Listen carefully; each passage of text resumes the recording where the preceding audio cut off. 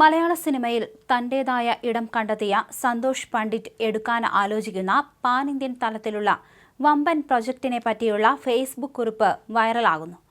500 കോടി രൂപ ബജറ്റിൽ ഹോർമോസ് കടലിടുക്ക് ദ റിവെഞ്ച് ചാപ്റ്റർ 1 എന്ന പേരിൽ പുതിയ ചിത്രം ഒരുക്കുന്നതിനെക്കുറിച്ച് സോഷ്യൽ മീഡിയയിലൂടെയാണ് താരം മനസ്സ് തുറന്നത്. പതിവ് പോലെ അഭിനയം, സംവിധാനം, സംഗീതം തുടങ്ങിയ സകല മേഖലകളിലും പണ്ഡിറ്റ് തന്നെയാകും നായകൻ. ഗ്യാസ് നിറച്ച 101 കപ്പലുകൾ ഹോർമൂസ് കടലിടുക്കിൽ കുടുങ്ങിപ്പോകുന്നു. സർക്കാരും ജനങ്ങളും ബുദ്ധിമുട്ടുന്നതോടെ താൻ അവതരിപ്പിക്കുന്ന കഥാപാത്രം ഹോർമൂസ് കടലിടുക്കിൽ നിന്നും കപ്പലുകൾ രക്ഷിച്ച് ഇന്ത്യയിൽ എത്തിക്കുവാനുള്ള ദൗത്യത്തിനായി പുറപ്പെടുന്നതാണ് കഥയെന്ന് സന്തോഷ് പറയുന്നു.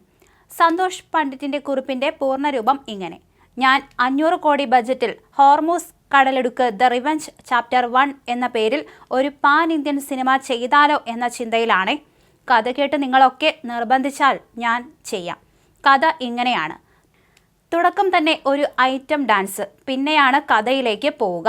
ഇറാൻ ഗൾഫ് ഇസ്രായേൽ യുദ്ധം കാരണം ഇന്ത്യയുടെ LPG ഗ്യാസ് നിറച്ച 101 കപ്പലുകൾ ഹോർമൂസ് കടലിടുക്കിൽ കുടുങ്ങിപ്പോകുന്നു.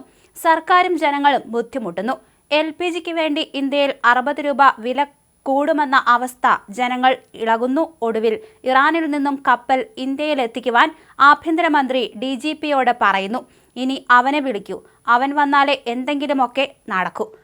സന്തോഷ് പണ്ഡിറ്റ് അവതരിപ്പിക്കുന്ന 7 പാക്ക് ശരീരമുള്ള സുന്ദരനായ ഉത്തർപ്രദേശുകാരനായ സന്തോഷ് പണ്ഡിറ്റ് കപൂർ IPS എന്ന കരുത്തനായ പോലീസ് കമ്മീഷണറെ ഹോർമൂസ് കടലിടുക്കിൽ നിന്നും കപ്പലുകൾ രക്ഷിച്ച് ഇന്ത്യയിൽ എത്തിക്കുവാനുള്ള ദൗത്യം ഏൽപ്പിക്കുന്നു. പക്ഷേ ഈ നായകന് ഒരു ഫ്ലാഷ് ബാക്ക് ഉണ്ട്. ആളൊരു ചൂടനാണ്. ഏതെങ്കിലും ക്രിമിനലിനെ കണ്ടാൽ ഉടനെ വെടിവെച്ച് കൊല്ലും. അത് അങ്ങേരുടെ ഒരു വീക്ക്നെസ് ആണ്. ഒരു യുവതിയെ പീഡിപ്പിച്ചു കൊന്ന 12 പേരെ അവരുടെ വീട്ടിൽ പോയി വെടിവെച്ച് കൊന്നു. എങ്ങനെയുണ്ട്? ഇതറിഞ്ഞ് കോടതി ഇങ്ങേരെ സസ്പെൻഡ് ചെയ്തു. ഇതറിഞ്ഞ പണ്ഡിറ്റിന്റെ സുന്ദരിയും പണക്കാരിയുമായ കേരളത്തിലെ കാമുകി അങ്ങേരെ തേച്ചു പോകുന്നു. ജോലിയില്ലാത്ത ഒരുത്തനെ എനിക്ക് വേണ്ട, പ്ലീസ് എന്നെ ശപിക്കരുത് എന്നൊക്കെ ഡയലോഗ് പറഞ്ഞ് മറ്റൊരാളെ കേട്ടുന്നു. വിഷമിച്ചു നിൽക്കുന്ന പണ്ഡിറ്റിന്റെ കഥയറിഞ്ഞ് സഹതാപം തോന്നി മറ്റൊരു പാവപ്പെട്ട വീട്ടിലെ ഉത്തർപ്രദേശുകാരിയായ യുവതി പ്രണയിക്കുന്നു. അവളുമായുള്ള പണ്ഡിറ്റിന്റെ വിവാഹത്തിന്റെ തലേ ദിവസമാണ് ഹോർമൂസ് കടലിടുക്കിലേക്ക് പോകുവാൻ ആഭ്യന്തരമന്ത്രി നിർദ്ദേശിക്കുന്നത്. പണ്ഡിറ്റ് എന്ന പേര് മാറ്റി മൂസക്കുട്ടി എന്ന ഇറാൻ സ്റ്റൈൽ പേരിടുന്നു.